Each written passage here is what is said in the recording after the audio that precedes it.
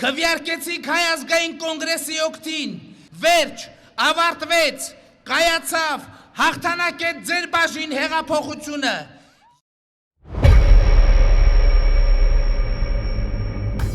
2012 խորհրդարանի ընտրություններում իշխող Հանրապետականի քարոզչությունն անձամբ առաջնորդում է նախագահ Սերժ Սարգսյանը։ Նա բոլոր ուժերին կոչ է անում համախմբվել եւ երաշխավորել առանց ընտրակաշառքի ընտրություններ։ Մայրերին, քույրերին, կանանց եւ տատիկներին առանց ընտրակաշառքի ընտրությունների է ուզում առաջնորդնել ՕԵԿ-ը։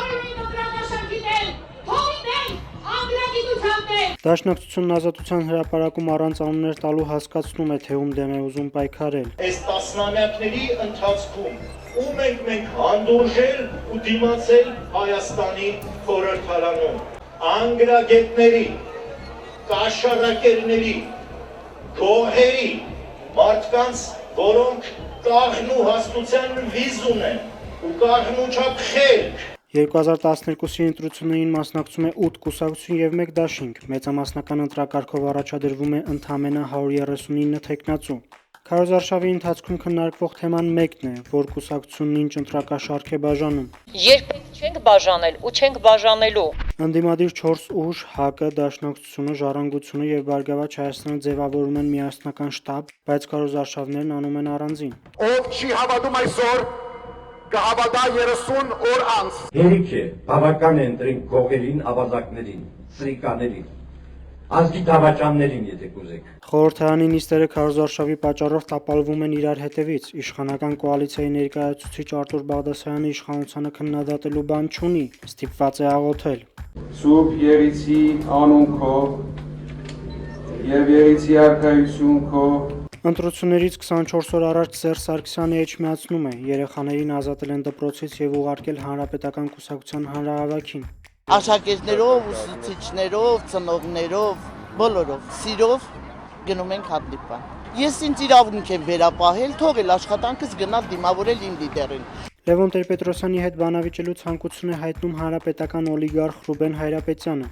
Միաժամանակ նա նույնը հորդորում է Մալաթիա Սեբաստիայում հանրապետականի թեկնածու Սամվել Ալեքսանյանին, ում բանավեճի է կանչել ՀԱԿ ներկայացուցիչ Նիկոլ Փաշինյանը։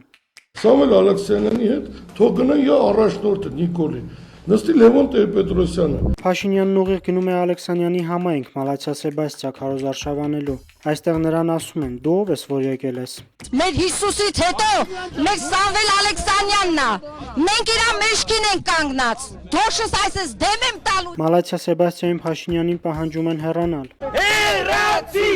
Փաշինյան! Այդ օրերին համացանցում մեծ աղմուկ է հանում զինված Գագիկ Ծառուկյանի մասնակցությունը հանրահավաքին։ ԲՀԿ-ում միաձայն ասում են, որ դա ատրճանակ չէր, այլ հեռախոս։ Վարդան Օսկանյանը միակազնիվն է։ Պարոն Զարուկյանի որոշումն է եղել այդ օրը այդպես գնալ ընտրաշավ։ Արտաշատի վերին դվինում գլխատված գառով են դիմավորում ժողովրդական կուսակցության առաջնորդին։ Ասում են, հանրապետականը փող է բաժանել։ Կանչում են տալիս, սաղ էլ վերցրել են փող։ Մի հատ ձայն ունեք, դուք շատ բան չունեք, մի հատ ձայն, սուրբ ձայն, սրբորեն տվեք, մի ծախ։ Ընտրություններից 5 օր առաջ Մաշտոցի պուրակում նախագահ Սերժ Սարգսյանը քաղաքապետ Տարոն Մարգարյանին նկատողություն անելով հանգուցալուծում է մայրաքաղաքի վերջին 3 ամիսների հիմնական կռիվը՝ Մաշտոցի պուրակի տաղավարների ճակատագիրը։ Դրանք դրվել էին քաղաքապետարանի որոշմամբ, իսկ բնապահպաններն ասում էին՝ պուրակից հանեք կրպակները։ Ամեն ինչ շատ ճիշտ է սա, բայց Տարոն ջան, նայում ենք այդքան էլ գեղեցիկ չի։ Չէ՞, այո։ Նորից եմ կրկնում, Տարոն, ամեն ինչը ճիշտ է սա։ Քաղաքապետարանը շատ արդյունավետ է աշխատել։ Ճիշտ որոշում եք կայացրել, բայց իրոք գեղեցիկ չի